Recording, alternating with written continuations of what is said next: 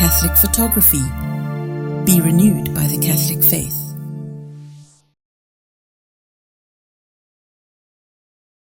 Paix et joie.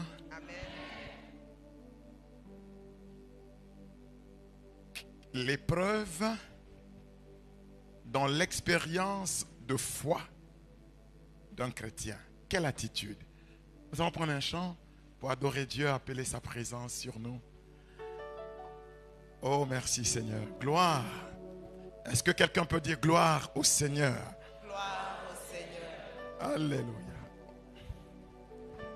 Maranatha. Il est même à la porte déjà. Nous pouvons l'acclamer très fortement pendant que le cœur nous conduit dans un moment. Oh, nous aimons ta présence, Seigneur. Bénis ce moment. Qu'il soit exceptionnel pour nous. Gloire. Chante avec nous. Gloire. Merci Seigneur pour ta présence.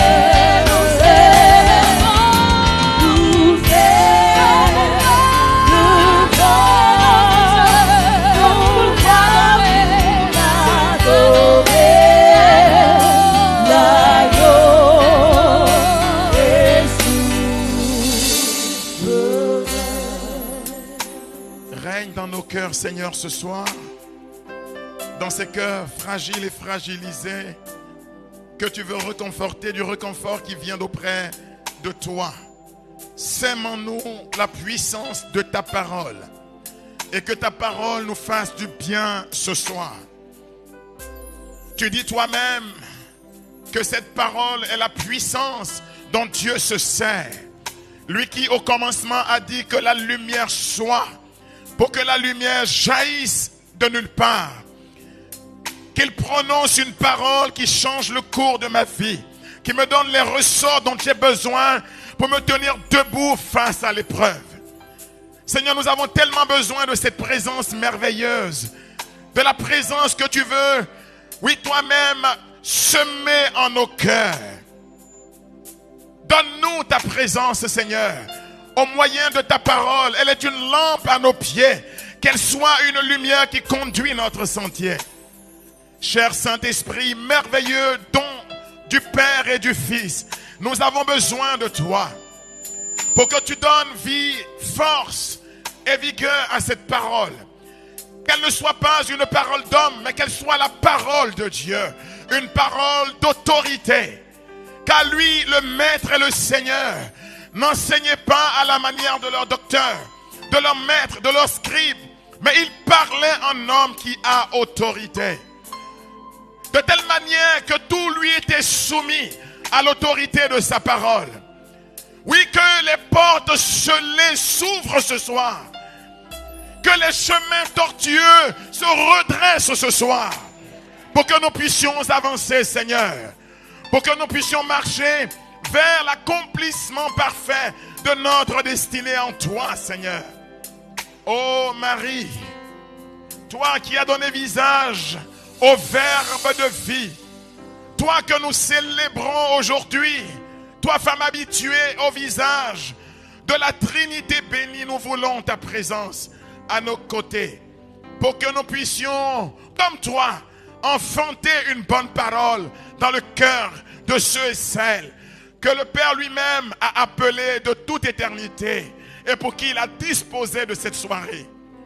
Merci pour la présence merveilleuse du Saint-Esprit au milieu de nous ce soir. À lui, nous voulons donner des acclamations et remercier. Gloire à Dieu. Nous allons nous asseoir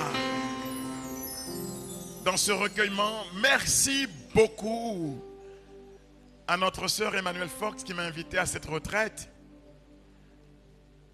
Et grand merci parce que mon intervention coïncide avec la fête en l'honneur de Marie, n'est-ce pas? Nous célébrons aujourd'hui l'annonciation du Seigneur, la visite d'un ange éminent, Gabriel, à Marie pour porter un message qui va changer le cours de l'histoire. Est-ce que nous pouvons faire un bisou à maman?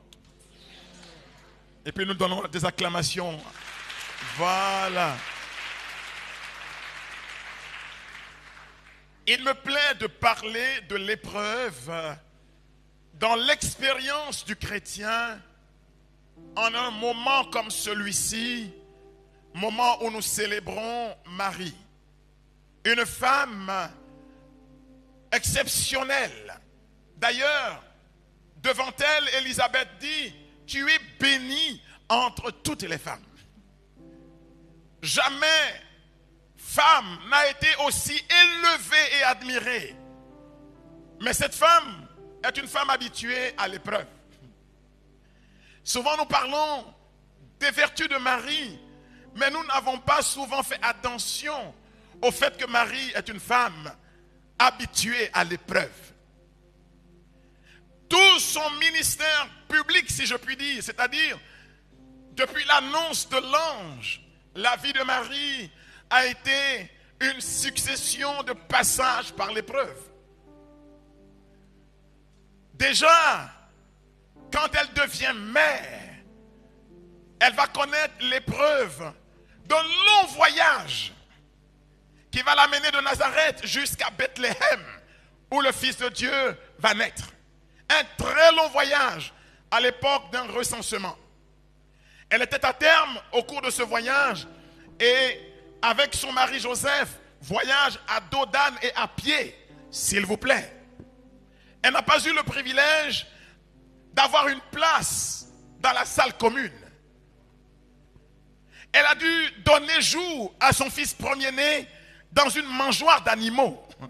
Je ne sais pas si vous le savez, mais en tout cas je vous le rappelle. Ce n'était pas une crèche décorée de guirlandes, je vous en prie. C'était une mangeoire, une vieille mangeoire, quasi abandonnée où dormaient moutons, chèvres et bœufs. C'est dans cette mangeoire que sans assistance d'une matrone, d'une accoucheuse de l'époque, elle a dû donner toute seule naissance à son fils premier-né. Qu'elle a dû emmailloter de vieux tissus. Ah, il n'y avait pas eu de trousseau, hein, s'il vous plaît. Et elle a eu comme première félicitation que la visite de berger.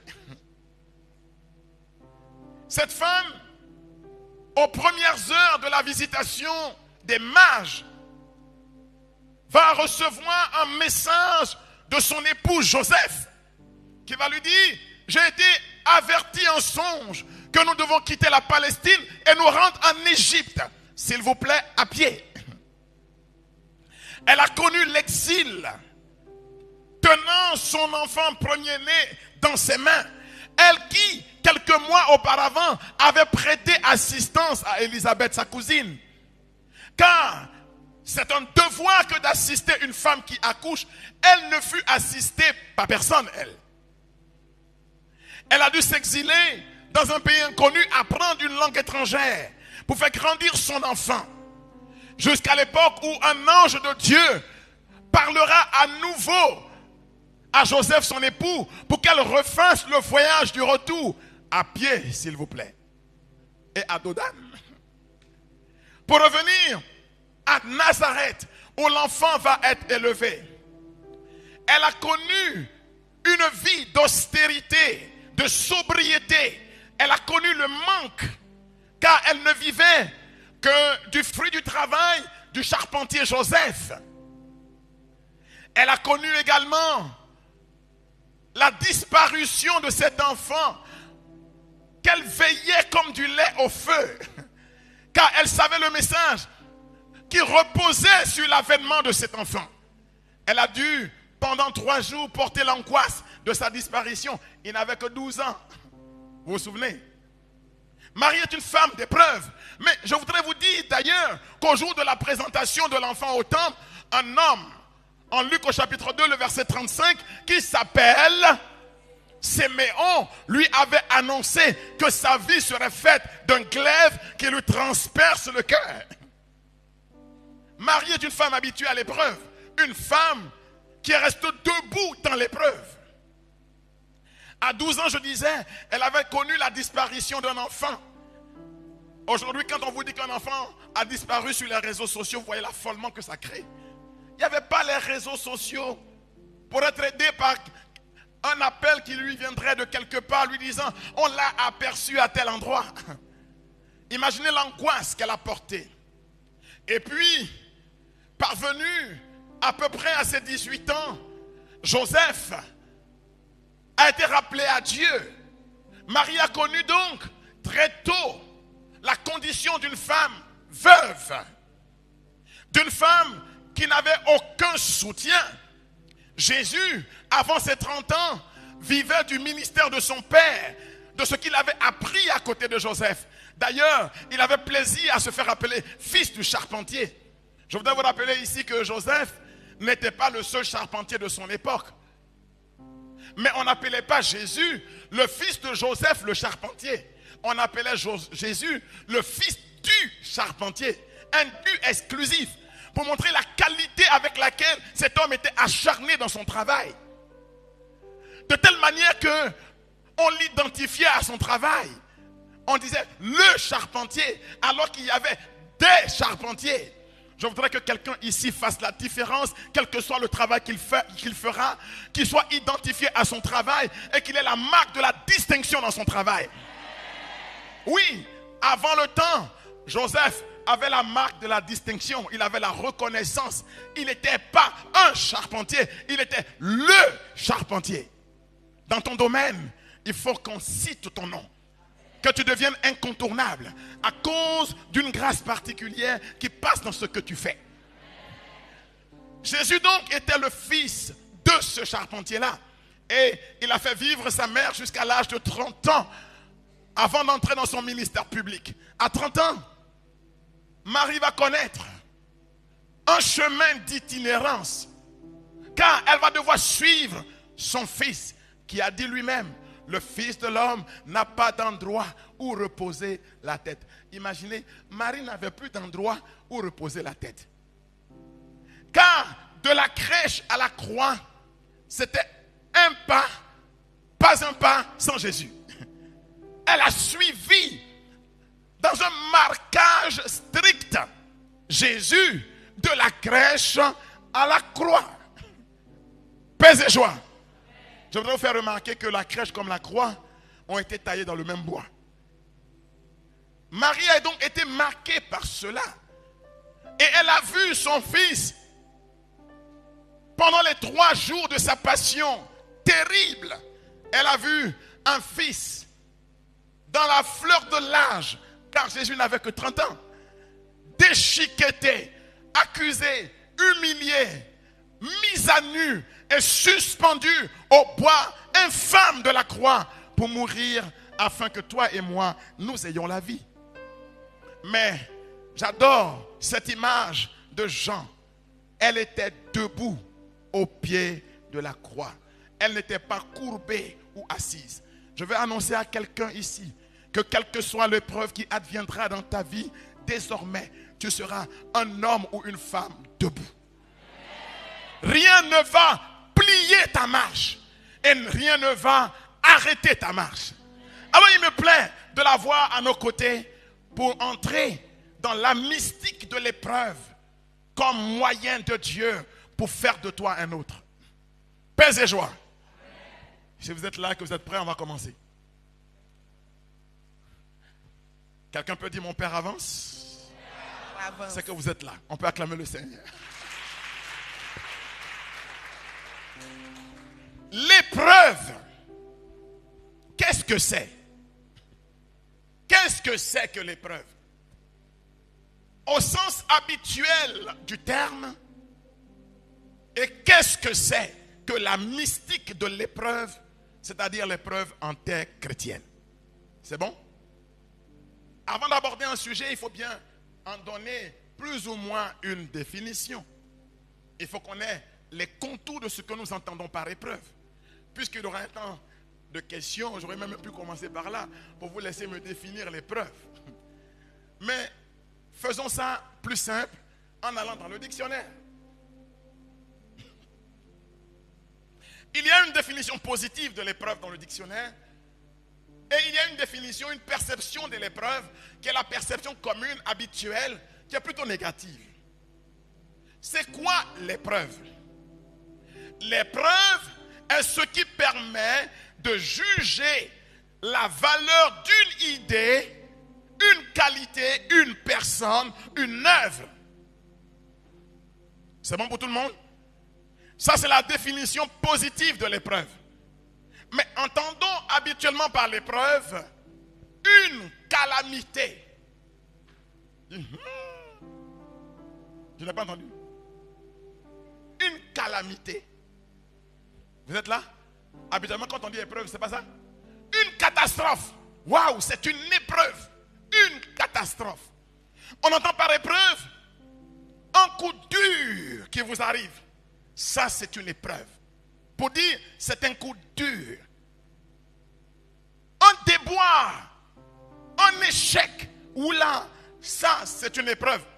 Un malheur. Une grande misère. De la peine. Un revers dans la vie. De la souffrance. L'épreuve est accompagnée souvent de douleur. Et parfois d'une douleur lancinante. D'une douleur intenable. Une tribulation. Une accusation, une agression, une violence. N'est-ce pas ça? Ce ne sont pas des synonymes pour parler de l'épreuve. Voilà la perception qu'on a de l'épreuve. Et puis, pour parler comme Ayopougon, c'est cadeau. Pour bien dire que c'est l'épreuve. C'est-à-dire, qu'est-ce qui peut sortir de bon de l'épreuve?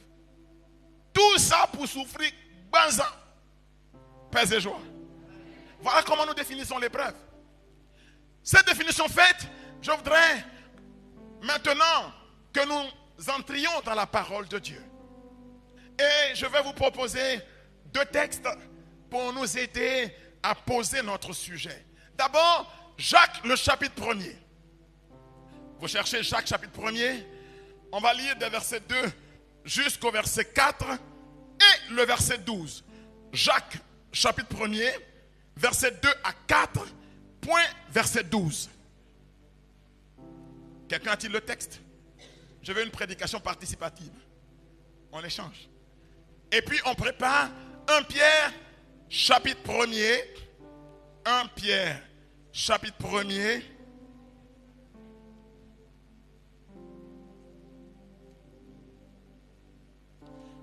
Un Pierre, chapitre 1er.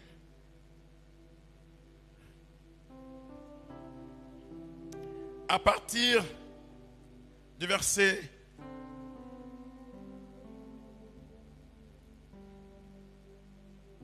6 jusqu'au verset 7. Quelqu'un a-t-il le texte? Jacques chapitre 1er, du verset 2 au verset 4 et le verset 12. Nous écoutons. Mes frères Mes frères et mes sœurs, Considérez-vous comme très heureux quand vous avez à passer par toutes Considérez-vous heureux quand vous avez à passer sortes par d'épreuves. toutes sortes d'épreuves. Est-ce que quelqu'un peut dire aïe, aïe, aïe, aïe, aïe, aïe, aïe, aïe, aïe, aïe, aïe. Est-ce qu'il est ici avec nous? Est-ce qu'il est dans la réalité, cet homme-là? Jacques dit, considérez-vous heureux. Gloire à Dieu. Quand vous passez, il ne dit pas par une épreuve. C'est trop peu. Il dit par toutes sortes d'épreuves. Est-ce que, quel que soit le nom de ton épreuve, est-ce que tu es considéré, tu es concerné par le test que nous venons d'entendre? Y a-t-il ici des gens qui passent par quelque épreuve que ce soit? Bon, quel que soit le nom de ton épreuve, on dit c'est pour toi. Considérez-vous heureux quand vous avez à passer par toutes sortes d'épreuves. Je sais qu'il y en a qui sont déjà fâchés parce qu'ils pensaient que j'allais dire par cette catégorie d'épreuves. Parce qu'il y en a qui pensent que leurs épreuves sont toujours inqualifiables, indéfinissables. Ce sont des épreuves hors gabarit. Bon, Jacques dit toutes sortes d'épreuves. Qu'est-ce qu'il a dit? Toutes sortes d'épreuves. Qu'est-ce qu'il a dit? Toutes sortes Qu'est-ce qu'il a dit? Toutes sortes d'épreuves. Alors touche ton voisin, dit sois heureux, sois heureuse. Maintenant, manifeste ta joie. Voilà, le décor est planté. Considérez-vous heureux quand vous avez à passer par toutes sortes d'épreuves. Car vous le savez. Vous le savez. Et si vous ne le saviez pas, maintenant vous le saurez. Car vous le savez. Si votre foi résiste à l'épreuve. Quand la foi résiste à l'épreuve. Quand la foi résiste à l'épreuve. Celle-ci produit la persévérance. Alors, l'épreuve commence à produire de la persévérance. Mais veillez à ce que votre persévérance se manifeste pleinement. Afin que vous soyez parfaits. Or donc, l'épreuve peut devenir un véhicule pour atteindre un sommet dans la vie mystique. Vous devenez parfait comme votre Père Céleste est parfait. Quelqu'un a-t-il suivi? Amen. Est-ce que quelqu'un me suit? Amen. Bon, je n'ai pas encore commencé à développer. Je fais le bateau du texte, c'est tout. Mais après, je ferai le commentaire. Estimez-vous heureux, vous qui devriez connaître toutes sortes d'épreuves. Car résistant par la foi à l'épreuve, vous atteindrez des sommets. Vous deviendrez comme votre Père est parfait. Waouh, je peux entendre waouh. Ah bon? C'est vrai ça? Mais je ne savais pas. Verset 12.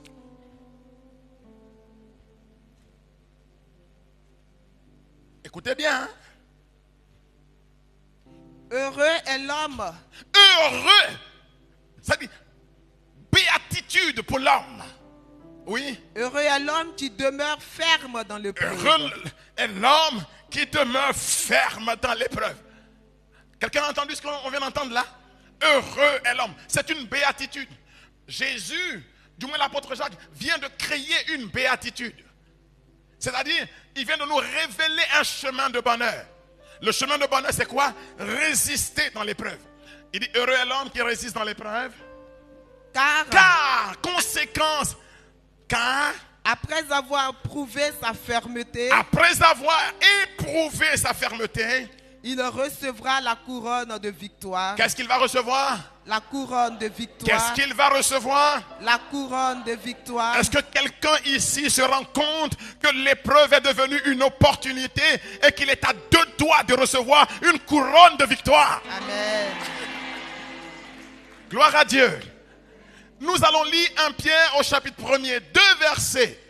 Verset 6 et verset 7.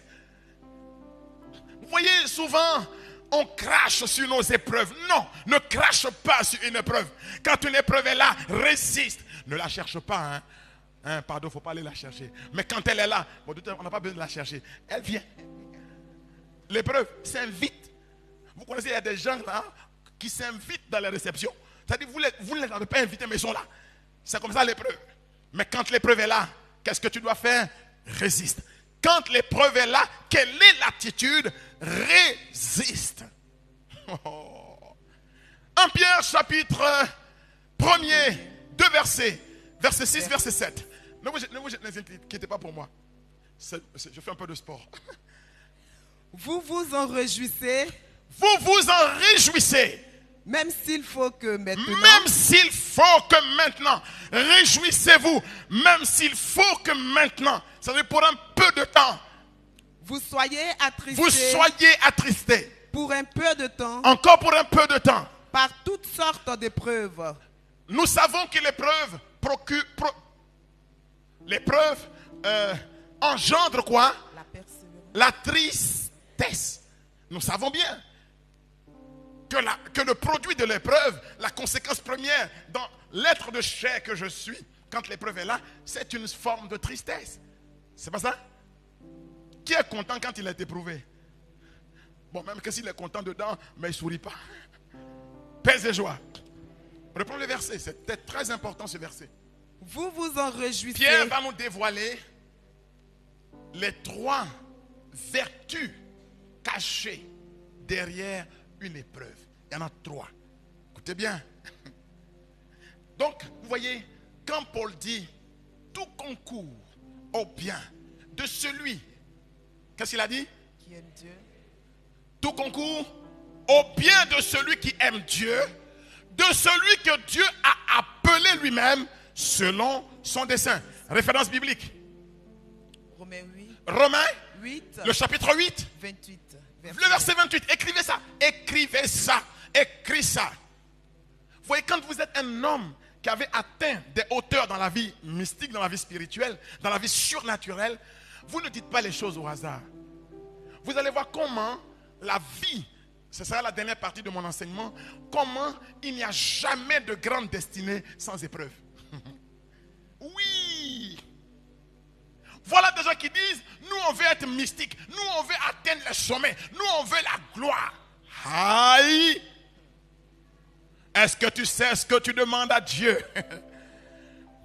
Es-tu prêt à prendre les marches pour monter jusqu'aux portes du royaume, jusqu'aux portes du ciel? La gloire n'est pas en bas, la gloire est en haut. Si tu veux que les choses d'en bas ressemblent aux choses d'en haut, il faut que tu te prépares à monter les marches. Y a-t-il ici des gens qui veulent monter des marches? En tout cas, moi je suis fatigué des chrétiens passables. À peu près, il y en a même qui se félicitent d'avoir des notes avec la mention médiocre. Aïe. Dis à ton frère, on peut faire ça. Bon, le mot qui suit là, je ne prononce pas ça. On peut faire ça. Des gens viennent vous voir, ils parlent de leur vie chrétienne et puis ils en parlent avec la satisfaction d'être à peu près bon. Ah! Non. Dis, je refuse. Non. Moi, le Seigneur que j'ai connu, ce Seigneur que je scrute dans les Écritures, je ne veux pas l'expérimenter à moitié. Non, je refuse. Ces derniers temps même, j'ai commencé à parler avec lui. Ouh! J'ai dit, mais Seigneur, ça te plaît que je sois là comme ça, à stagner là, dans les demeures que je connais par cœur, même quand je ferme les yeux, je marche dedans là. Amène-moi en haut. Amène-moi plus haut. Je veux aller plus haut. Gloire à Dieu. Quand Jacob avançait pour aller rejoindre son frère, devant qui il était intimidé, il a eu un songe. Il était dans une ville qui s'appelle Luz. Ça ne veut rien dire. Voyez, il était dans une vocation médiocre. Il était à Luz. Et dans un sommeil mystérieux, il voit, qu'est-ce qu'il voit? Qu'est-ce qu'il voit? Une échelle. Pourquoi Dieu met devant lui une échelle? Pour lui dire, quitte la médiocrité, tu dois t'élever maintenant. Oh, que mon passage ici annonce un nouveau commencement dans ta vie. Je ne veux pas que ce soit une perte de temps. Que tu montes l'échelle. Et c'est pour ça que je suis venu ici. Je dis à Jésus, sinon je n'y vais pas. Si je n'entends pas dans les jours qui suivent que des changements ont commencé à s'opérer, je n'y vais pas. Ah oui, oui, oui, oui. Il est temps que Dieu fasse vite. Parce que dans le temps dans lequel nous sommes, les choses vont vite. Revenons à nous. Est-ce que vous êtes là? Vous êtes là? On dit, il va nous enseigner sur les preuves. Les preuves. Les preuves. Oh, oh, oh, oh, oh. Secoue ton frère, dis, oh, oh, oh. Secoue-le. Secoue ton frère. Ah, je suis venu te donner une échelle pour que tu montes. Amen. C'est de ça qu'il s'agit. On va reprendre le texte. 1 Pierre chapitre 1er, écris ça. 1 Pierre 1, 6 à 7. Écris ça. Écris ça. Et dis à Dieu, il faut que ça m'arrive. Il y a des choses qui doivent m'arriver. Si ces choses n'arrivent pas, c'est que le temps n'est pas encore accompli. Je dois les voir ici-bas. Pour que quand je me dresse un jour devant toi, Seigneur, j'en parle. J'aurai des choses à raconter à Dieu. Je dois lui dire, oh Seigneur, nous avons été ensemble, toi et moi, à tel endroit. Et j'ai témoigné de cela parce que tu l'as fait. Oui, oui, oui. Il faut que je n'arrive pas devant Dieu dans une sorte de bobo club. Je n'ai rien à lui dire. J'ai des choses à lui raconter. Paix et joie. Quand je rends des témoignages, je ne les rends pas seulement pour vous, mais je les rends aussi en vue de me préparer à les raconter au Seigneur là-haut. De l'épreuve à la gloire. C'est ça l'objectif de notre rencontre ce matin. Parce que Dieu a déjà permis dans la vie de chacun de vous, il a donné une occasion de tirer une gloire et des gens ont marché sur cette opportunité. Vous savez, il y a des gens qui savent saisir leurs opportunités dans la vie, mais il y en a qui laissent passer des opportunités. Parce qu'ils sont affairés sans rien faire, préoccupés des choses inutiles, quand Dieu met devant eux une opportunité. Quand tout le monde t'accule, Dieu met devant toi une opportunité pour que tu expérimentes le Dieu qui élève. Quand tout semble bloqué, Dieu met devant toi une opportunité pour que tu expérimentes le Dieu qui ouvre une porte là où tout semble fermé. Sinon tu ne sauras pas parler de ce Dieu-là. Tu parleras d'un Dieu approximatif. Du Dieu dont j'ai entendu parler quand j'étais allé à la retraite. Dis, regarde-moi ça, regarde-moi ça. Dis, regarde-moi ça. J'ai entendu quand j'étais allé à la retraite. La retraite a été pour moi un rouleau compresseur. Quand je suis revenu de là, j'ai expérimenté Dieu. Amen. À qui rien n'est impossible. Oh, j'ai beaucoup de choses à vous raconter. Parce que ces jours-ci, il me fait de ces cadeaux. Bon, parce qu'il sait qu'on n'en parle pas, mais il me fait de ces cadeaux. Non, non, non, non, non. La médiocrité chrétienne, est-ce que ça existe même? La médiocrité n'est pas chrétienne. Oh là là. Non. Je refuse ça. 1 Pierre, chapitre 1er, 2 versets. Dis 2. Dis 2.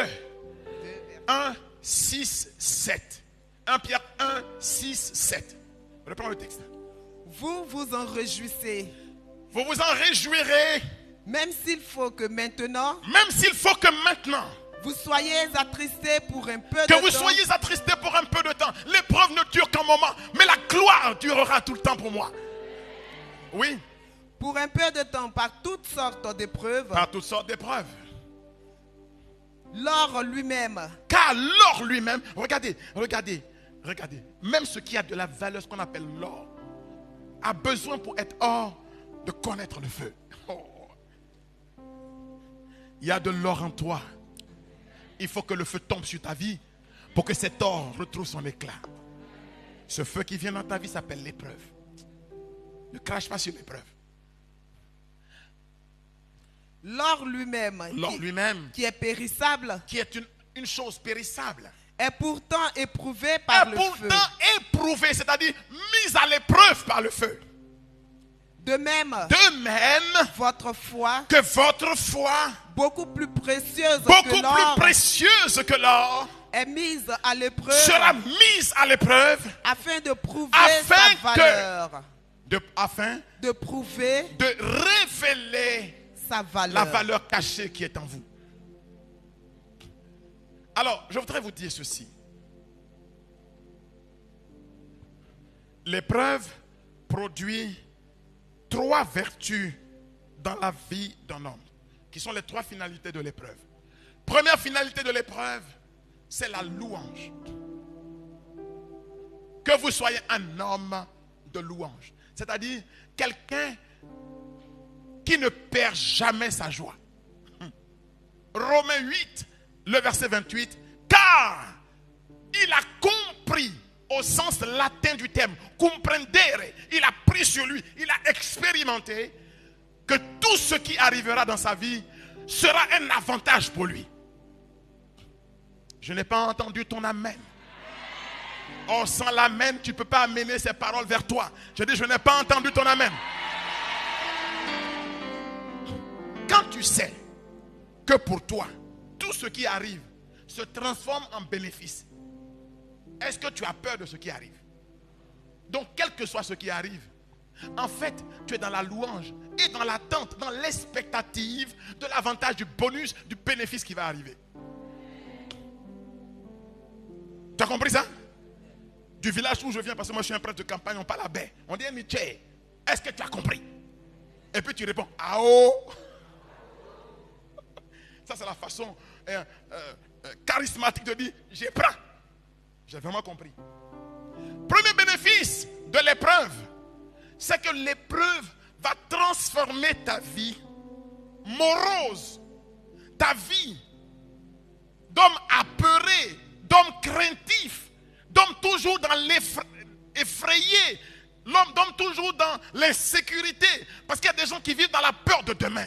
Non. Non. Quand tu es un homme rompu par l'épreuve, demain ne te fait pas peur. Parce que les batailles de demain, tu les as déjà gagnées aujourd'hui. Oui. J'ai un de mes frères qui est au ciel. Il s'appelle Edouard Boko. Il chante. Qui proclame sa victoire avant le combat. Oui.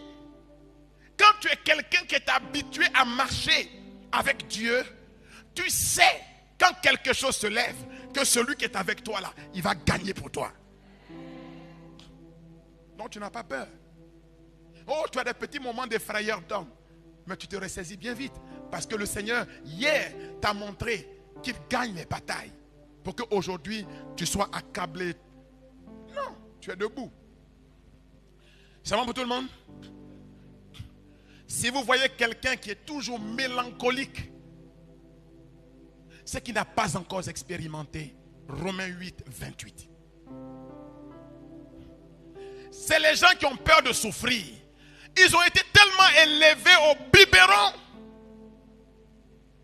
au pot, chrétien papitou, papou, chrétien pouchou, pouchou, pouchou, tous les jours on doit leur faire pouchou, pouchou. S'ils avaient eu le malheur de leur dire le matin, ta mine ne me plaît pas, ils vont faire une dépression pour te donner. Ils sont suspendus. Ils sont des chrétiens qui ont une foi contingentée. C'est-à-dire tout ce qu'on dit, ça les affecte. Il suffit que quelqu'un dise, tu es moche. Je suis moche. Moi-même, c'est toi-même ton moche. Carrément. Et ça, on voit ça en Europe, hein. En Italie où j'ai vécu longtemps. Le gars il se lève le matin, il regarde le ciel. Tout est gris, hein? Tout est gris. Hein? Non, mi sento bene. Toi-même, petit Blackie, on t'a élevé en enfonçant, hein, à 2 ans des boules d'atchéké dans ta bouche. On te secoue, on met l'eau derrière pour que ça descende. Le ciel peut te casser le moral. On t'a secoué comme ça. Voilà le ventre, tu dors. C'est le ciel gris qui va casser ton moral. Non, tu es un guerrier. Tout au grigio. Et ils étaient choqués quand ils me voyaient tous les matins. Mais comme mai, c'est sempre joyoso. Mais comment ça se fait que tu es toujours joyeux? J'ai dit, mais là d'où je viens, ce n'est pas parce que le ciel est couvert que ton moral est cassé. Aïe. Nous, on a des vraies batailles à mener. Le ciel avec quoi? Casser ton moral. Avec des mots bidons. J'ai le cafard aujourd'hui. Cafard. Ouh. J'ai jamais le cafard. J'ai toujours mon moral au zénith. Il fait toujours 12 heures dans ma tête. Ah oui. Le soleil ne décline pas. Il est toujours au zénith pour moi. Quel cafard. Est-ce que mon Dieu n'est pas assis sur le trône? Est-ce qu'il n'est pas assis sur le trône? Est-ce qu'il n'est pas assis sur le trône? On reçoit des coups quand on se bat. Mais on nous a dit quand on était petit, si tu pleures, tu vas voir. Donc on ne pleure pas à la première épreuve. Dis à ton frère, il faut avoir le moral. Il faut avoir le moral. Hein? Il dit non. On va parler encore de l'épreuve. La deuxième finalité de l'épreuve, c'est la gloire. Jamais l'épreuve dans une vie s'il n'y a pas une destinée de gloire attachée à cette vie. Il faut que tu comprennes pourquoi il y a des épreuves dans ta vie. Hein. Ce n'est pas parce que les sorciers de ton village sont nombreux. Mais c'est parce que Dieu veut que tu accumules un CV, un curriculum. Que tu écrives. Comment vous appelez ça? Que tu es. Comment vous appelez ça? Hein? Non. Bon, vous avez compris. Mais tu dois pouvoir avoir un CV. Des victoires que tu as accumulées. On n'a jamais été victorieux s'il n'y a pas eu une épreuve. Donc les épreuves sont là pour que tu accumules des victoires. Que tu aies, voilà le mot que je cherchais, un palmarès. Il y a des chrétiens, vous les prenez. Ils n'ont jamais de palmarès. On dit, mais c'est quoi dans ta vie? Ah, je ne sais pas. Quand j'étais allé à la prière, Dieu a touché quelqu'un. Dieu a touché quelqu'un. Mais toi, tu étais où? J'ai prêché une retraite à Lisieux-Bingerville ici, pas loin. C'était à une vieille époque, mais ça m'a marqué. J'étais encore dans la communauté Mère du Divin Amour. À une vieille époque, j'ai prêché là, Lisieux-Bingerville, sur la puissance du Dieu qui libère. Et il y avait une maman dans l'assemblée. Elle n'est pas allée loin à l'école, mais elle était assez intelligente pour comprendre ce qu'on lui disait. Les samedis soirs, toutes les prédications qu'on faisait, les gens qui étaient assis, ça ne les intéressait pas. Hein. Faut faire prière là sur nous. On donne la parole, lui il attend la prière. Il ne sait pas que la prière est la conséquence de la parole semée dans ton cœur. On arrive à l'étape de la prière. Vous voyez les salles de conférence de Lisieux, c'est un escalier, ça monte là. Et on va dans les couloirs. On priait pour tout le monde. Des intellectuels brillants. J'arrive vers la maman. Elle dit non mon père. Il ne faut même pas me toucher, c'est bon. J'ai dit mais comment ça maman?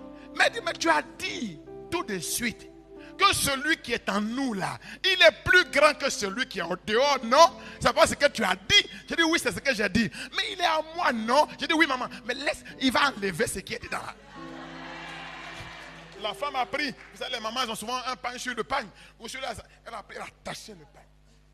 Oh, oh. J'ai assisté pour la première fois, c'était ma première fois de voir une auto-délivrance. La maman dit, diable, diable. Toi qui es assis sur mes enfants et sur moi-même, je dis, faut partir. Elle tombe elle-même, où? Elle est agitée. Vous allez vers elle, elle dit non. Mais si tu es là pour faire ces prières toujours pour moi, quand je serai ce, je vais faire comment? Faut laisser, je vais faire. Faut regarder si je fais bien. C'était impressionnant. Au bout de 30 minutes, ça faisait même un peu pitié parfois. Et tous ceux qui étaient dans la salle étaient tout honteux. Parce qu'ils entendaient l'imposition des mains du nouveau Gourou Maradji, Père Raoul. Elle a fait sa délivrance elle-même. Et la délivrance de ses enfants. quand la prière finit, elle brillait, elle était radieuse, elle était revêtue d'une lumière. Oui, la gloire de Dieu était sur elle. C'est ce que produit l'épreuve. Deuxième finalité de l'épreuve, c'est la gloire. Troisième finalité de l'épreuve, c'est l'honneur. L'épreuve nous confère, premièrement, quoi? Une vie de louange. On est quelqu'un qui avons toujours, gardons le cap. Deuxièmement, la gloire. Troisièmement, l'honneur. Alors, je voudrais maintenant succinctement vous dire l'épreuve, un moyen de Dieu pour notre sanctification. L'épreuve, un moyen de Dieu pour notre sanctification. Oui, il y a des épreuves que Dieu permet pour notre sanctification. Type Goumen. C'est-à-dire un gars qui te laisse. C'est une épreuve heureuse. Dis Amen. Il n'est pas ton mari. Est-ce qu'il est ton mari? Alors dis Amen. Dis à Dieu. Si c'est un faux, il faut l'enlever. Vous n'avez pas envie de dire ça?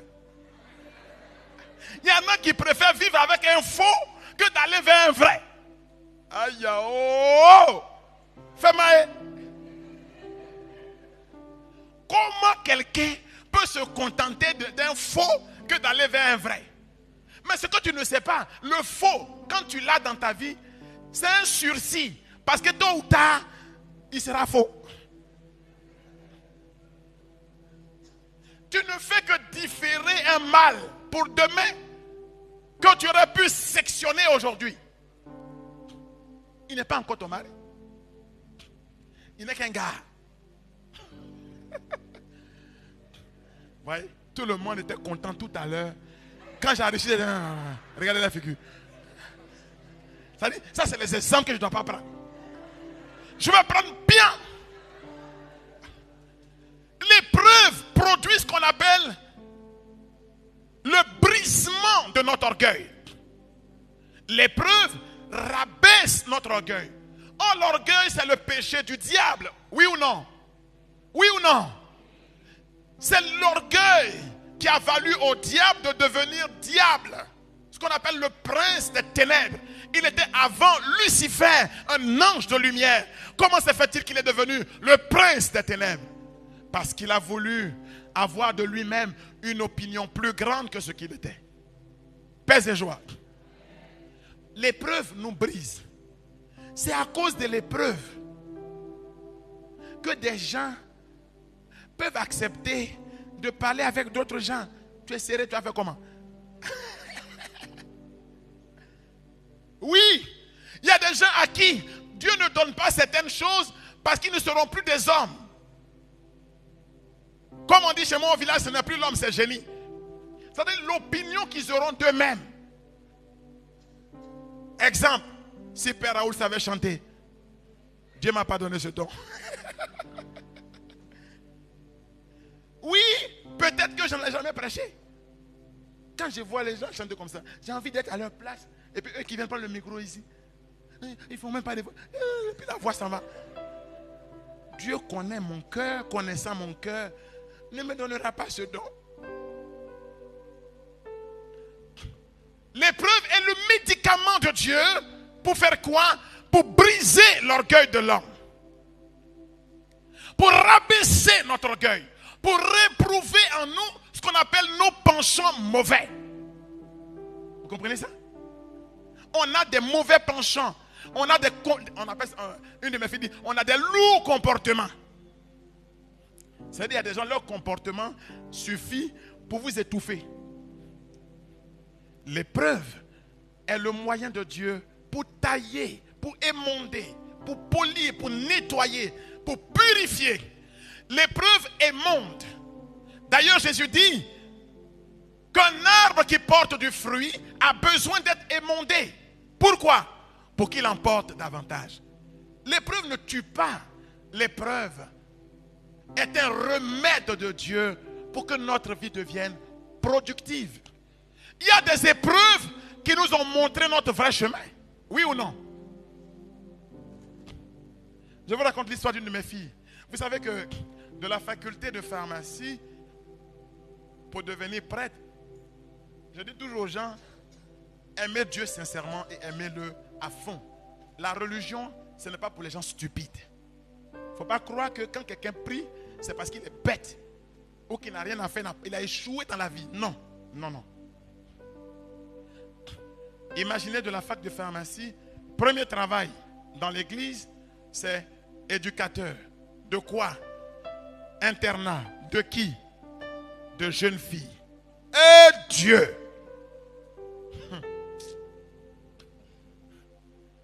Vous avez été déjà dans l'internat de jeunes filles. Enfants-filles, vous connaissez? Voici leur taille. Voici la taille de la clôture. Je ferme le portail, mais elles sont dehors. Comment elles vont là-bas? Ça, je ne sais pas.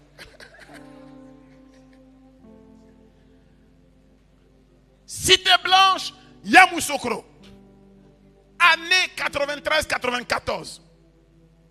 Travail que je ne referai plus jamais. Éducateur d'internat de jeunes filles. Mon vieux. Et une de mes filles, des plus brillantes, comme je n'ai pas dit son nom, si elle est ici, après elle n'a qu'à venir m'embrasser. Des plus brillantes. Quelqu'un qui vient me présenter son devoir de mathématiques avec 18 sur 20 et puis elle pleure pour venir me présenter son devoir de mathématiques. Je ne suis pas en train de vous raconter des histoires. Hein. 18 sur 20. C'était les meilleurs à Yamoussoukro. Un petit garçon sale. Tu vois cette tapette, même il m'énervait. Il a mélangé la tête de ma fille. Un soir, 17h, les petites là descendent les escaliers. Mon frère, c'est comme ça qu'il m'appelait. Mon frère. Ma fille est en train de mourir. Elle a pris des médicaments pour se suicider. À cause des sourires d'un petit garçon que j'avais envie de shooter. Hey! Me voici alerté, alarmé. Je cours pour aller soulever ma fille. Bon, elle pesait 2 fois mes kilos. Donc pour la prendre aussi, c'était à faire. Mais je ne peux pas laisser ma fille mourir. Je l'ai prise. CHR de Yamoussoukro, prends un taxi. Je fonce au CHR. Je la vois partir, je pleure. Je dis, mais Seigneur, tu ne vas pas nous faire ça. Mais vous voyez une petite fille première de classe gâchée comme ça. Pour qui même un vaurien de classe? Dieu. L'épreuve. Dis l'épreuve. Et on a pu lui faire un lavement. On a sauvé ma fille. Je l'ai prise. J'ai dit, viens rester à côté de moi. Parler. La surveiller. Matin, m'accompagner à l'école. Dieu. Le travail. Si vous voyez que Dieu nous donne quelques dons là, c'est ça. Un travail. Elle a eu son bac. Avec mention bien. Elle a été amenée à l'INSET de Yamoussoukro. Elle a fait expertise comptable. Un jour, dis un jour, me voici à Marcory, agence Biao. Un petit compte maigrichon était là-bas. Quand j'arrive devant la banque, nous autres, on fait rang, long rang. Est-ce qu'on nous considère? Même le portier, gardien, il sait que le compte est maigre. On était dans notre rang. Et puis ce jour-là, il pleuvait. On est dehors dans la pluie. Tout d'un coup, je vois une grosse voiture qui arrive. qui gavoie. Une petite dame sort derrière. Quand je la regarde, c'est moi-même mon enfant. Oh non. Le gardien là, il court pour aller, madame. Et puis elle me voit. Mon frère, papa. Je dis, oh ma fille. J'ai quitté le rang tout de suite. Vous croyez que moi je reste dans le rang? Moi-même dans le rang. Non, j'ai quitté le rang. Le gardien qui ne m'a pas respecté, il m'a respecté finalement. Quoi? Je marchais derrière elle, comme ça derrière. Je suis entré. Dedans, tout le monde. Quand il dit, c'est mon papa, tout le monde. Il dit, j'ai fait enfant. Est-ce que vous savez d'où on vient? On a ouvert une porte, on m'a fait asseoir. Le bureau est climatisé, j'ai mis mon pied croisé. Je savais que tout le monde me regardait par les ordinateurs, je suis là. Enfin, par les caméras, je suis là. Quand elle a fini son truc avec la patronne, elle a dit à la patronne, c'est mon papa. On s'est occupé de moi. Oh. Je vous dis la vérité. Mais c'est pas fini. Dis, c'est pas fini. Dis, mon père avance. Je l'ai attrapé dans un angle. J'ai dit, mais le gars là, quand on était en 1993-14, il a dit, il faut laisser ça. Ça, c'est une vieille histoire, j'ai oublié. Je lui ai dit, c'est pas une vieille histoire. Normalement, tu vas te tuer. Maintenant, tu es assis derrière voiture. Va te tuer. Non, mon père, je déprime parce qu'il est parti. Il n'a qu'à partir. Il est parti. Vous avez vu? Vous avez vu? Il y a des épreuves salutaires. Dis à ton frère, épreuve salutaire. Ça va finir. Quelqu'un qui va devenir quelqu'un, c'est quelqu'un que le diable attaque pour ne pas que ce quelqu'un devienne quelqu'un. Et le diable, c'est un coupeur de route. Quand il voit l'étoile de ta destinée, il te propose des choses rapidement pour t'empêcher d'entrer dans ta destinée. Mais comme Dieu t'aime, il brisera ce qu'il doit briser.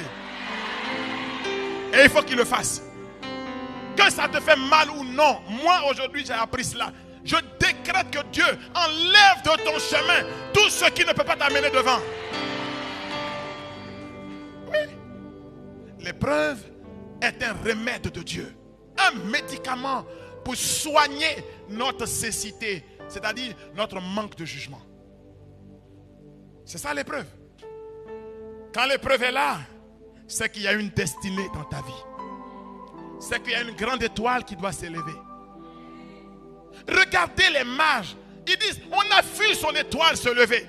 Mais c'est parce qu'ils ont vu l'étoile se lever que l'ennemi Hérode a jeté ses chiens de garde pour aller tuer les enfants qu'on appelle les saints innocents. Vous pensez que le diable va laisser votre destinée s'élever, votre étoile s'élever aussi facilement? Qu'est-ce que vous croyez? Que la vie est facile? Qu'est-ce que vous croyez? N'aie pas honte de devoir recommencer parfois. Et autant de fois que tu devras recommencer, recommence. Pourvu que tu atteignes la destinée pour laquelle Dieu t'a appelé. Alors,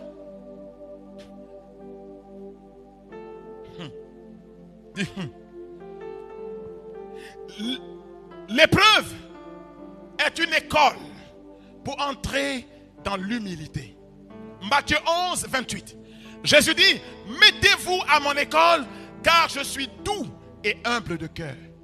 En fait, l'épreuve produit l'humiliation, mais l'humiliation amène à l'humilité. Je répète, écris ça.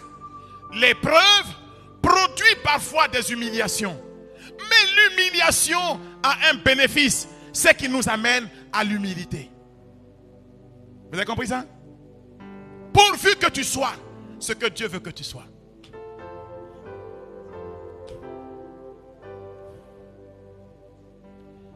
On ne peut pas suivre Jésus sans porter sa croix. Matthieu 16, le verset 24. Si quelqu'un veut venir derrière moi, qu'il renonce à lui-même, qu'il prenne sa croix et qu'il me suive. Or, quand Jésus dit, mettez-vous à mon école, Ce qu'il veut nous dire, c'est suivez-moi. Faites comme moi. Pour suivre le Seigneur, deux choses. Renoncer parfois à certaines choses auxquelles on n'avait pas prévu de renoncer. On n'a pas prévu. Mais les circonstances sont là.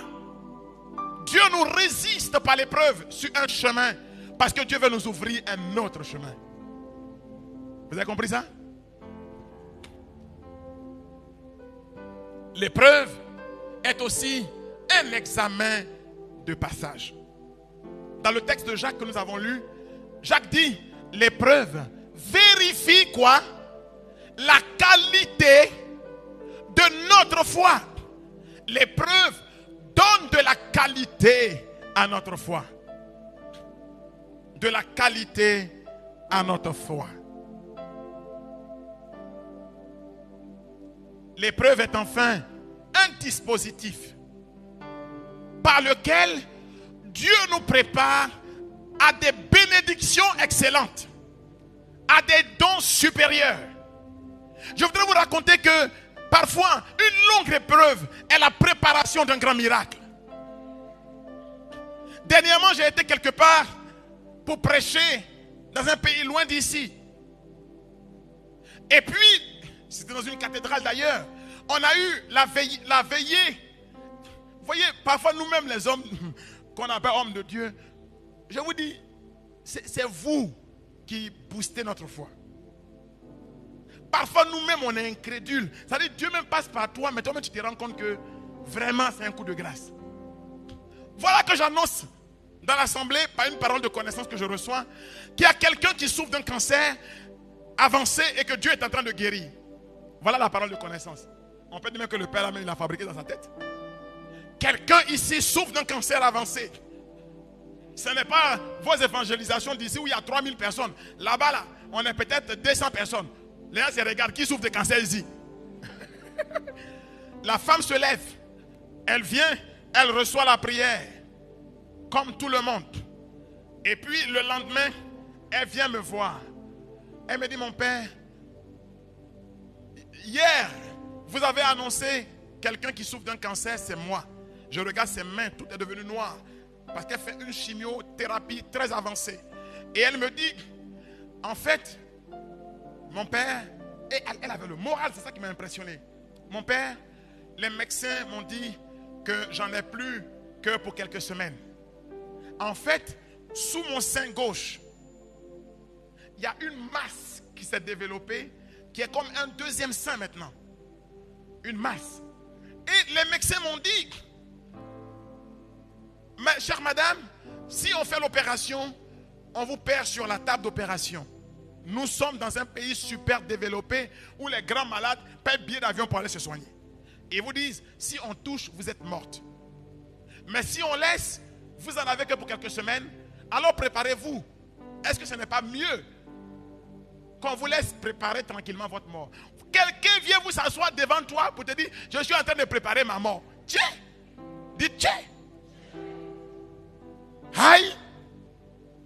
Comment ça tu es en train de préparer ta mort? Tu n'es pas en train de préparer ta mort.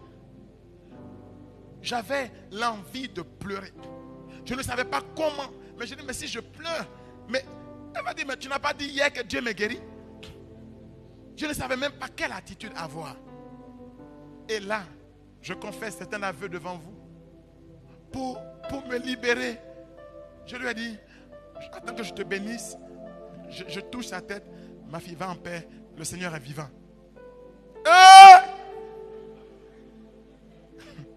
Et puis elle se lève et s'en va. Le lendemain, c'était dimanche soir.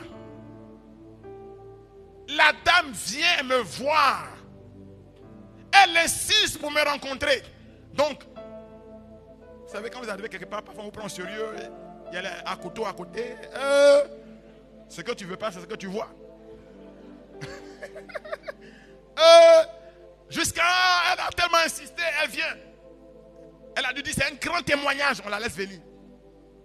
La femme s'assoit devant moi. Elle me dit, mon père, j'ai dormi dans la nuit. Le matin, je me lève. La masse est dans mon drap. La masse est dans mon drap. Il n'y a même pas 3 semaines que ça s'est produit. La masse est dans mon drap.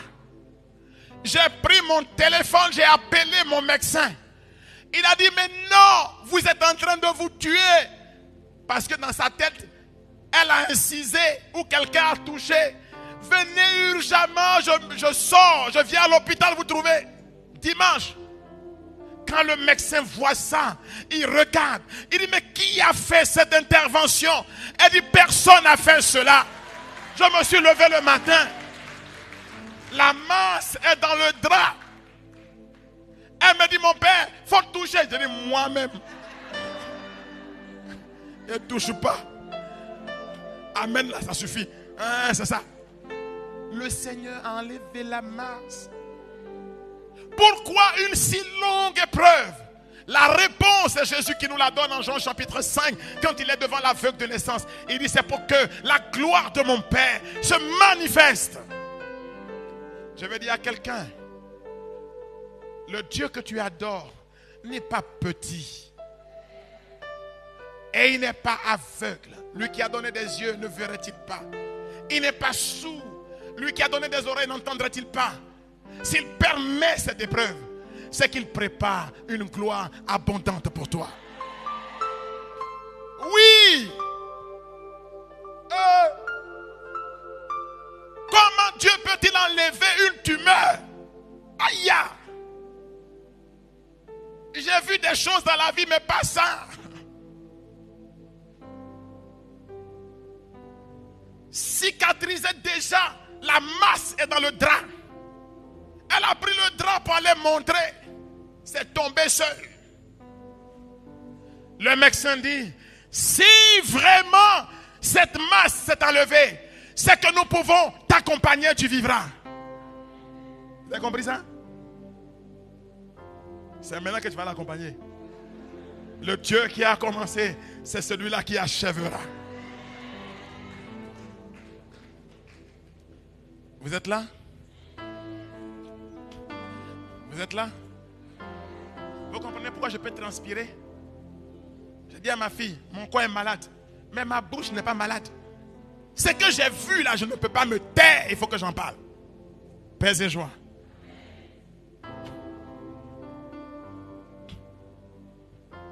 Dans la même affaire de paroles de connaissance, à la même prière, le Seigneur dit, il y a quelqu'un qui est malade ici, du cœur.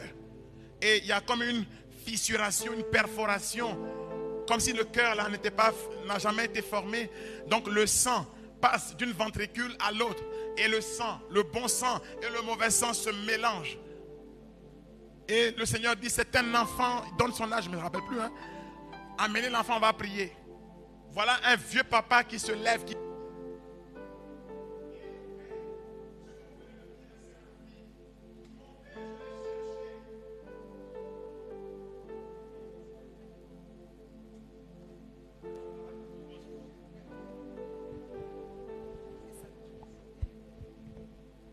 Le papa dit, cet enfant, on l'a cherché, mon père. Je ne peux pas la perdre pour rien au monde. Je vois un papa désespéré, mais attaché à son enfant. Il dit, là où nous étions, à sa maison, c'est voyager comme d'ici, aller à Yamoussoukro, revenir. Il dit, la nuit, là, il faut qu'il aille chercher l'enfant pour venir. Ah! Je dis, mon ami, si Dieu a donné cette parole, considère qu'il a fait. Le lendemain, le type est venu avec sa fille le soir. Une jolie petite fille comme ça. Non, mais diable est mauvais. Hein? C'est ce qu'on appelle diable. Diable. Et on a prié pour l'enfant. Et puis nous on est partis. Et les membres du groupe de prière m'ont appelé pour me dire, mon père. Là où nous on est rendu là, on est face maintenant, soit c'est l'incrédulité, soit c'est un miracle. Parce que les docteurs là, eux ils sont incrédules. Tout examen qu'ils ont fait depuis un an pire, ils disent que eux se sont trompés. Que l'enfant là n'a jamais eu de problème. Que l'enfant là n'a jamais eu de problème. Que c'est eux qui se sont trompés. Je dis, mon ami, ton enfant est guéri, non? C'est ça qui est l'essentiel.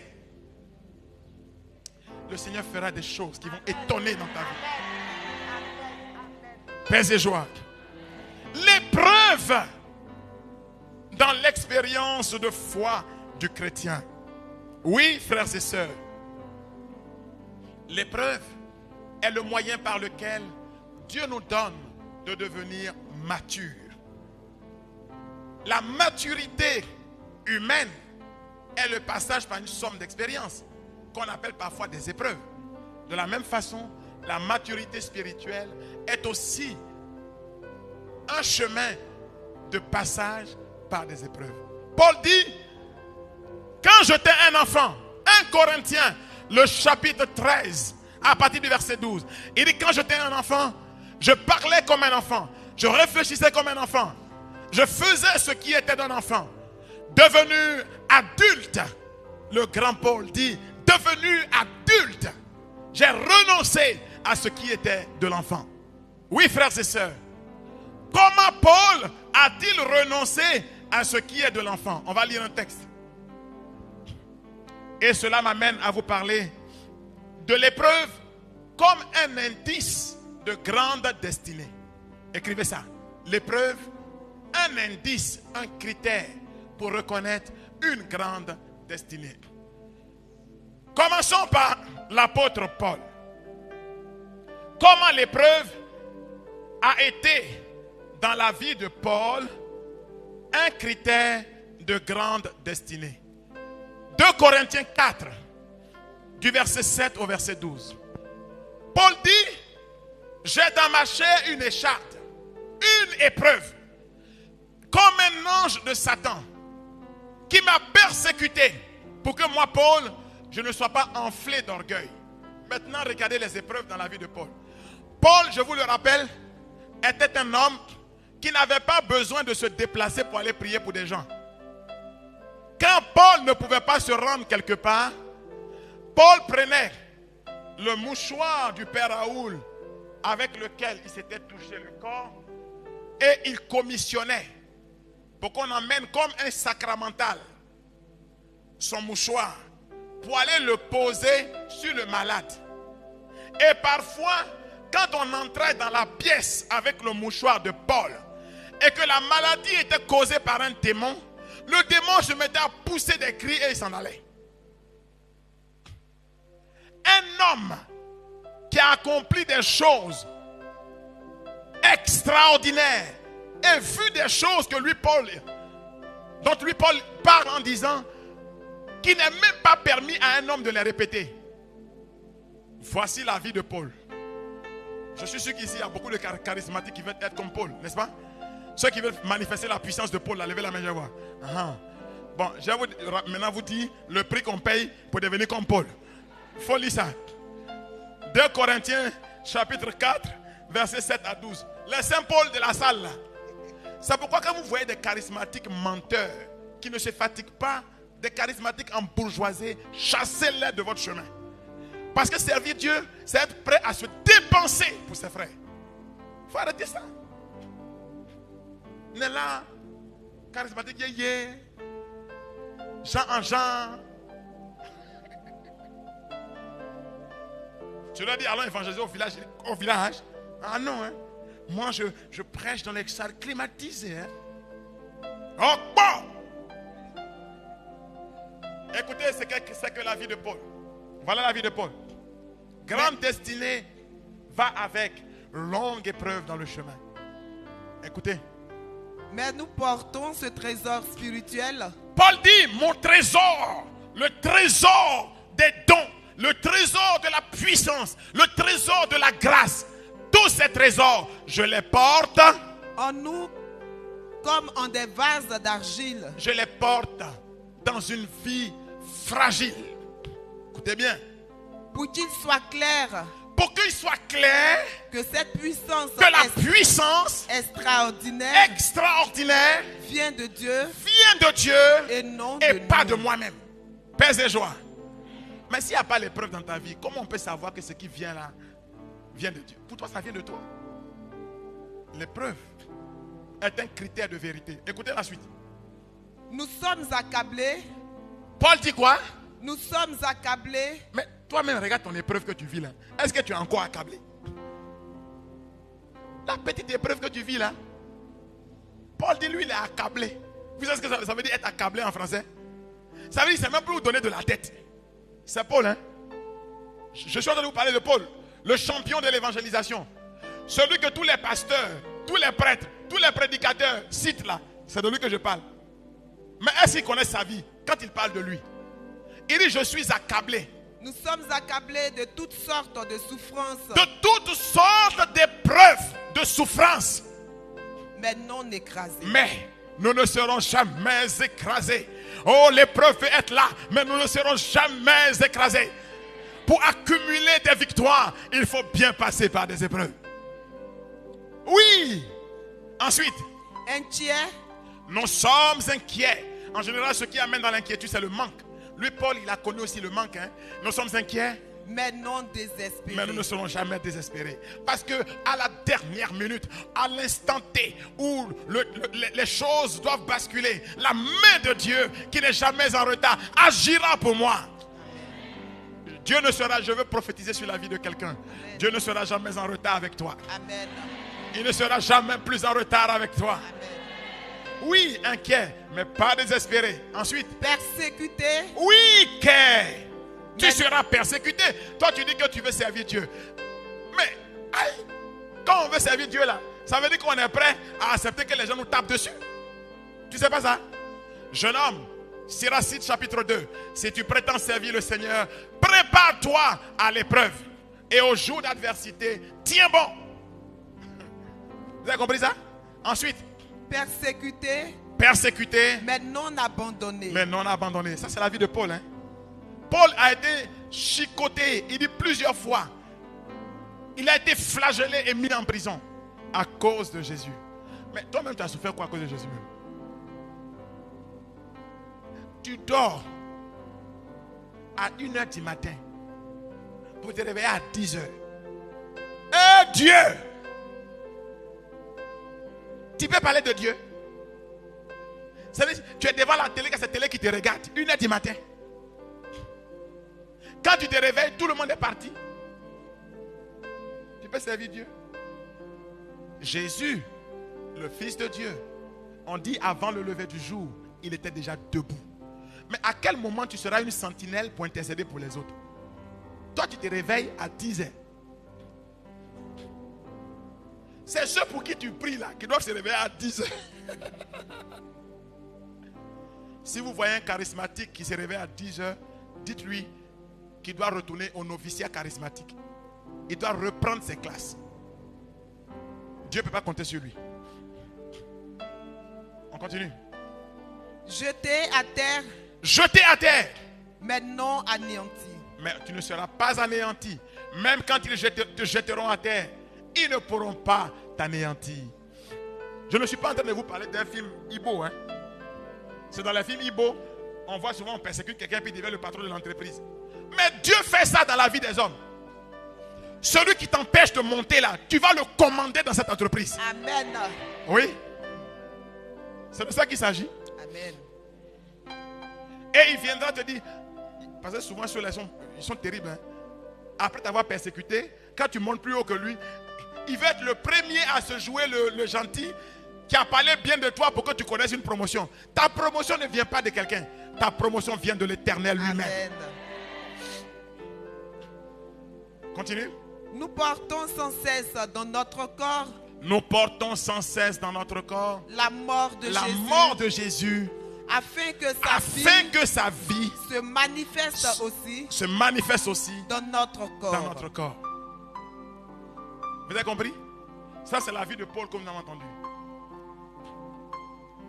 Jamais de grande destinée sans épreuve.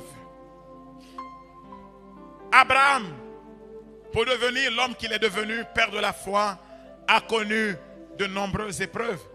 Et les deux grandes épreuves d'Abraham, premièrement, ça a été la stérilité. Abraham n'avait pas d'enfant. Il avait quel âge quand il a eu son premier enfant? Il était déjà centenaire. Quand Sarah a eu son premier enfant, elle était ménopausée, dépassée. 90 ans. Longue épreuve pour une grande destinée. La deuxième épreuve d'Abraham, ça a été l'épreuve de l'ingratitude. Beaucoup parmi vous vivent des épreuves d'ingratitude. Son neveu Lot, qui a grandi à côté de lui et qui a bénéficié de lui, a osé dire à Abraham, a osé accepter que lui et celui qui est son père, son oncle, se séparent.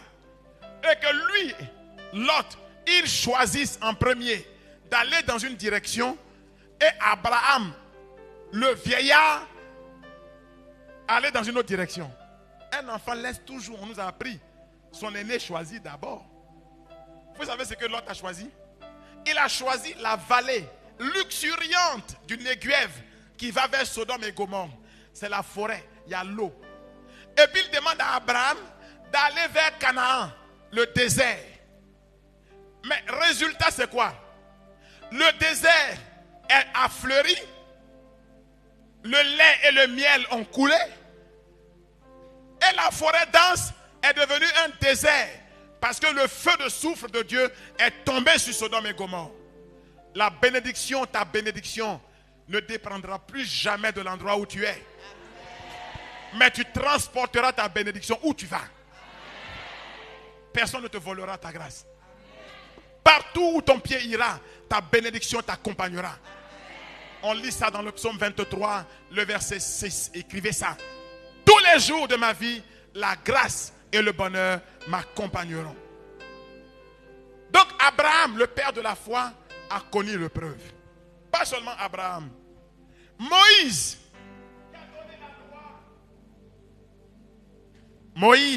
qui a donné la loi, a connu l'épreuve. Moïse a connu 3 sortes d'épreuves. Première épreuve de Moïse, c'est l'épreuve du rejet. Voilà quelqu'un qui a été rejeté par son propre père, qui ne voulait pas de cet enfant parce qu'il était né garçon.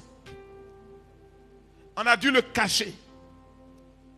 On a dû inventer un berceau flottant pour qu'il se retrouve dans la maison de la fille de Pharaon, pour qu'il soit élevé loin de chez lui. Deuxièmement, il veut sauver ses frères. Ses propres frères lui disent: qui t'a fait juge dans nos affaires? On le chasse. Il a dû aller dans le désert de Mambré pour vivre chez un païen, un prêtre païen qu'on appelle Jéthro. Épreuve du rejet. Deuxièmement, Moïse a connu l'épreuve de l'ingratitude. Bon, Moïse même il était courageux. Mais pour conduire un peuple comme Israël à la nuque raide, non, c'est pas facile. Le gars, il tend son bâton, la mer s'ouvre. Vous voyez la mer s'ouvrir. Vous arrivez à peine de l'autre côté, on lui dit: mais pourquoi tu nous as amenés ici? Ils sont plus esclaves, hein? C'est pour nous faire mourir dans le désert. Mais le Dieu qui a ouvert la mer ne peut pas vous accompagner. Nous là, on veut manger les oignons et les marmites d'oignons et de petits pois de l'Égypte. Dieu est obligé de produire, d'ouvrir une boulangerie au ciel. Chaque jour, la manne tombe. Pluie de pain. Je crois que les Hébreux là, ils sont comme des abeilles. Ils aiment du pain. Il faut que le pain tombait du ciel. Ils mangeaient pain tous les jours. Ils s'élèvent, ils disent à Dieu: ça ne suffit pas. Nous là, on veut manger de la viande. Dieu est obligé de leur servir de la viande raffinée, des cailles. Ils mangent cailles, ils mangent pain. Ils disent: non, non, non, ça ne suffit pas. On meurt de soif. Et peut-être une épreuve pour tester ta fidélité, pour que Dieu devienne ta providence et pourvoie à tous tes besoins. L'épreuve comme blocage appelle peut-être un chemin que tu n'attends pas et que Dieu est en passe d'ouvrir pour toi et que personne ne pourra arrêter. Alors, quelle que soit l'épreuve de ta vie, que Dieu s'en serve pour ta bénédiction aujourd'hui, demain et pour les siècles des siècles. Amen. Gloire à Dieu. Est-ce que vous vous sentez bien?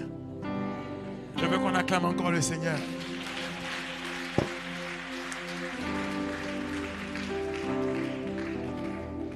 Bon, je vois qu'il commence à faire sombre. J'ai l'impression que j'ai pris tout votre temps. Il ne faut pas que je gâte le programme. On va prendre simplement 4 questions. Pas plus. 4 questions. Et puis, je vais faire une courte prière parce que des grands hommes arrivent après moi. Oui, je veux bien. Première question. Oui. Bon, avant ta question, moi je suis très franc. Hein. Si je ne peux pas répondre à la question, je dis, je reviens demain. Je m'en vais chercher la réponse. Vas-y. Je voulais savoir s'il y a une différence théologique entre l'épreuve et la tentation. La tentation elle-même est appelée épreuve. Surtout, comme tu as dit théologique, dans la théologie de Saint Jacques. Lis Jacques chapitre 2. Quand Jacques parle de tentation, en fait, il veut parler d'épreuve. Parce que toute épreuve a un caractère de tentation. Parce que nous soumet à appelle une réponse de notre part. Or, la tentation, ce n'est pas le mal. La tentation, c'est la tentation. Je me rappelle que quand j'étais jeune prêtre, il y a une jeune fille qui est venue se confesser à moi à Saint-Joseph où j'étais curé, nouvellement curé. Et puis elle me confesse, mon père, je suis beaucoup tenté. Et moi, pour la rassurer, croyant bien faire, j'ai dit, moi aussi ma fille, je suis beaucoup tenté. Elle a failli sortir en se sauvant de l'église. J'ai dû la rattraper pour lui expliquer que la tentation, ce n'est pas le péché. Mais la tentation, c'est la tentation. Si tu n'es pas tenté, c'est que tu lui appartiens déjà. Parce que le Christ lui-même a été tenté. La tentation, qu'est-ce que c'est? C'est une suggestion que le diable nous fait pour appeler une réponse de notre part, pour ou contre ce qu'il nous propose. Or, l'épreuve a ceci qu'il appelle toujours une réponse. La réponse peut être une réponse de découragement, une réponse de révolte contre Dieu, une révolte d'en vouloir à tout le monde autour de nous, ou bien une réponse de foi. Je résiste et je loue Dieu malgré cela. Donc, la tentation fait partie des épreuves. Voilà pourquoi nous demandons à Dieu de nous délivrer de la tentation. N'est-ce pas? Voilà. Ça peut aller? Tu es théologien? À peu près. Autre question?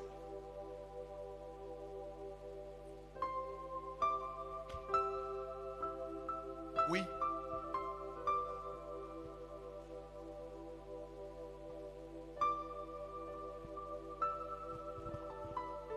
Je voulais connaître la différence entre la gloire et l'honneur. La gloire et l'honneur.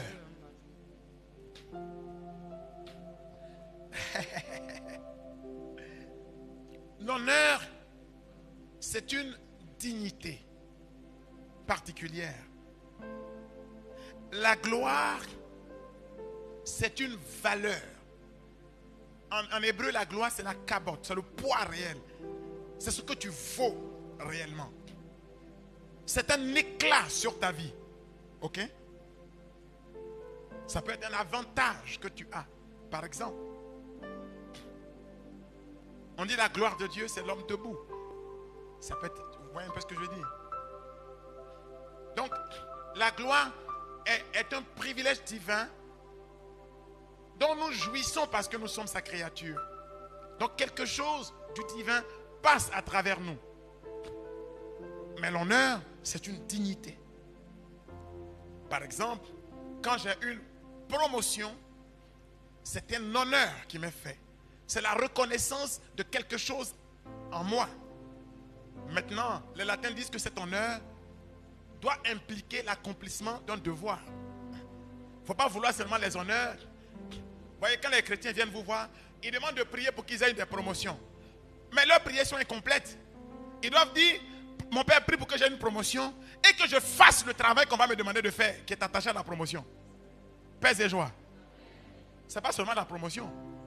Parce qu'il y a des gens, ils sont heureux, même si on les appelle l'ex-DG d'une entreprise. Ça veut dire que l'entreprise est tombée avec eux. Mais pourvu qu'on les appelle DG.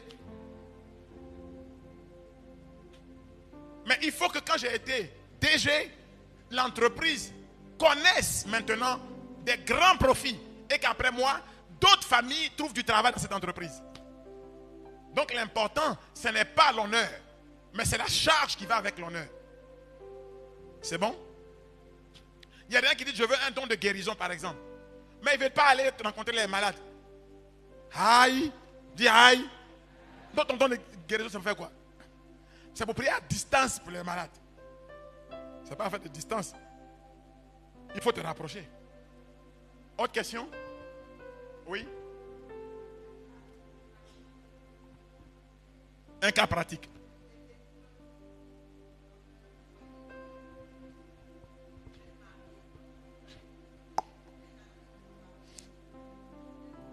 On est là?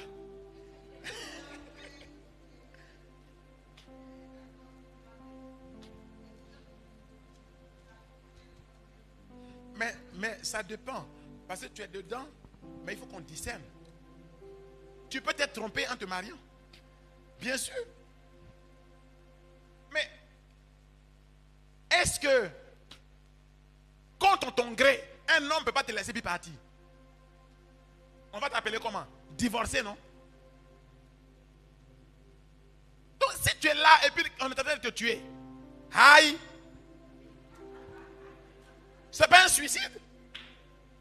Attends, mariage, c'est un suicide? Dans la préparation du mariage, il y a épreuve et puis épreuve. Il faut qu'on s'entende clairement.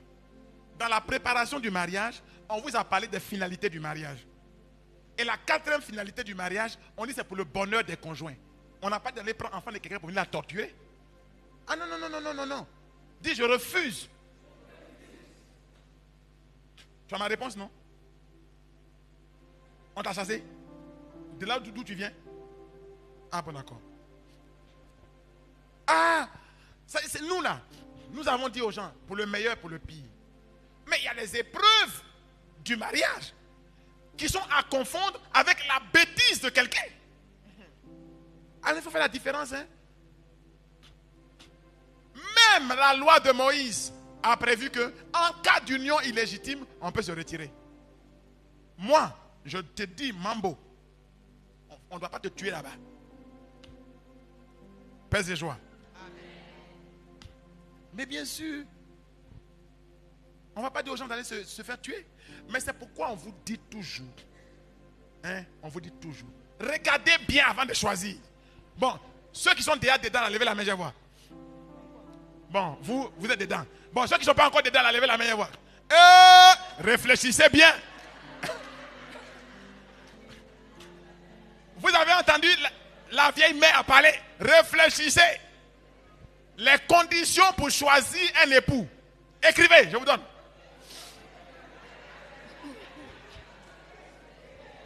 Écrivez, je vous donne.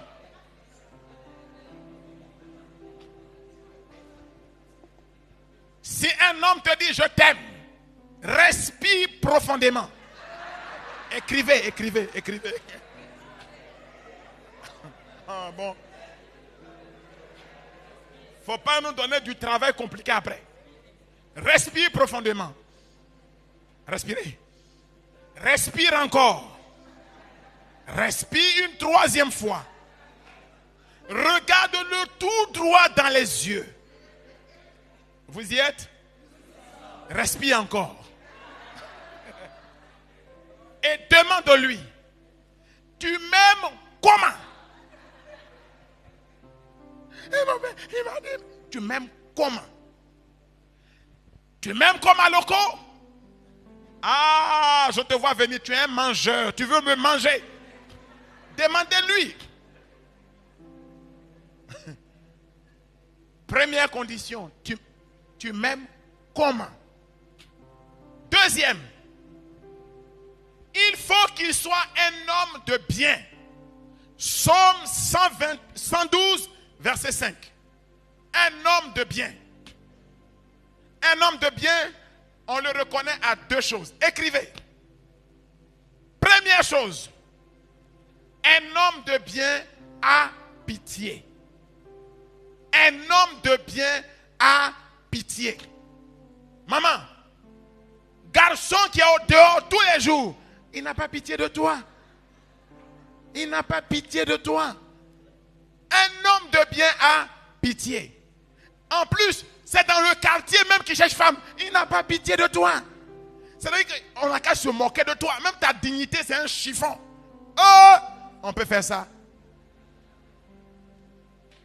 Un garçon qui te dit, moi, je suis un guerrier, un dur gars, je ne pleure pas.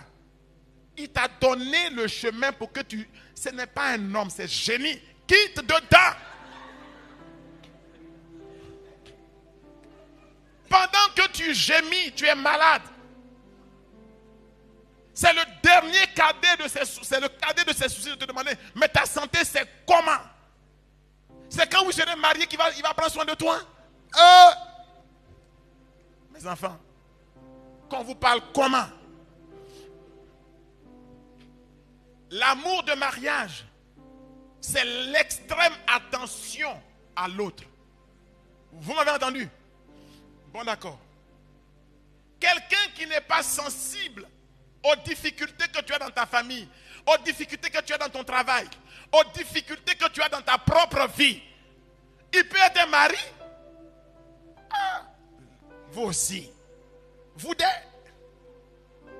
Mais tu as le temps de voir ça. Un homme de bien a pitié. C'est-à-dire qu'il doit avoir du sentiment. Je n'ai pas dit qu'il doit faire l'offre. Je dis sentiment. À ne pas confondre avec l'instrumentalisation de l'autre comme un objet de désir. Vous comprenez ça? Faut ouvrir les yeux. Hein? Maintenant là on ouvre les yeux. De même qu'il y a fake news, il y a fake homme. Amusez-vous. Il y a beaucoup de contrefaçons. Il y a des produits chinois. Shintok. Un homme de bien a pitié. Deuxièmement, troisièmement, écrivez ça. Un homme de bien partage. Il partage. Je n'ai pas dit il fait des promesses. Je dis il partage. Quelqu'un qui va venir te dire,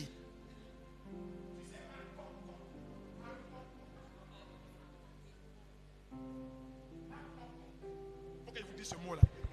Mais c'est un vieux mot. Ma cocotte.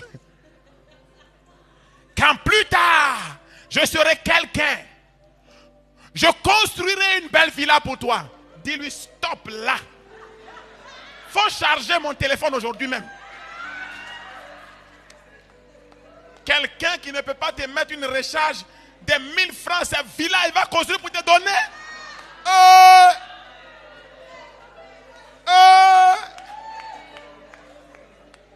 Ça, c'est pas épreuve. Ça c'est, j'ai louché, j'ai mal vu. Je sors de ça. Faut sortir, hein? Faut quitter là. Quitte dedans, chape. Le gars il voit l'étoile qui est dans ta vie. Et il veut profiter de ton aura, de ta lumière, de ta grâce qui est en toi, pour se donner lui-même de la contenance. Faut quitter dedans. Faut quitter. Et si jamais il porte la main sur toi, alors là, quitte au plus vite. Il n'a pas été écrit dans la Bible que tu battras ta femme en 2023, les vieux comportements d'avant. Il faut arrêter ça. Oui, il faut quitter. Bon, n'allez pas dire que j'ai cassé tous les foyers. Mais vraiment, il faut discerner. L'Église dit, avant de célébrer un mariage, il faut 3 mois au moins pour préparer les gens. Parce que comment on dit ça? L'attirance vers quelqu'un ne signifie pas qu'on a la maturité pour se marier. Il ne faut pas tout mélanger quand même. Il faut préparer. C'est pour ça qu'on prépare. Vous ne préparez pas. Vous tournez, quand le prêtre, il vous cherche, il ne vous voit jamais. Un jour, il va célébrer le mariage. Le lendemain, il y a un problème dedans. Vous voyez comment c'est? Et faites la vérité. Et si vous savez la vérité, ne la cachez pas. Parce que c'est tout ça qui nous fait. Il y a des erreurs de jugement. Il y a beaucoup de mariages qu'on a célébrés, mais qui sont faux. Je suis obligé de vous le dire. Je vous le dis. Hein? Parce que parfois, il y a même erreur sur la personne. On appelle ça dol. Et si vous vous êtes rendu compte qu'il y a dol, prévenez-nous. Ce mariage, vous savez ce qu'on fait? On le fait quoi? On l'annule. Il n'a jamais existé. C'est quelqu'un qui a abusé de toi. Tout simplement de ta naïveté, de ton bon cœur, de ta gentillesse, de ta bonne foi. C'est un assaillant. Assaillant. Bien sûr, c'est du terrorisme. Ah bien sûr, il faut le dire. Bon, maintenant vous les hommes, si vous n'êtes pas prêts, laissez les enfants des gens. C'est tout simplement ça. Oui, ne nous mettez pas dans des situations bizarres. Nos parents se sont mariés, ils ont fait 40 ans, 50 ans de mariage, on les a fêtés. Mais aujourd'hui, là, c'est une affaire de 2 jours, 2 mois, 3 mois. C'est quoi? C'est quoi? Bon, dernière question, j'ai trop parlé. Oui, ma fille. Mon père, Ah, il y avait une question là-bas.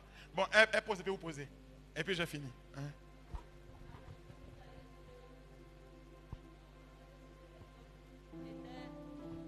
Nous, on pensait que c'était les hommes qui étaient dans l'ingratitude. Donc les apôtres ont connu ça aussi. Malgré que Moïse est senti seul dans le désert, Dieu ne s'est pas fâché, il a fait des miracles. Mais on n'a pas vu la suite, la réponse que Dieu a donnée ça aux Égyptiens. Je voulais savoir. Question?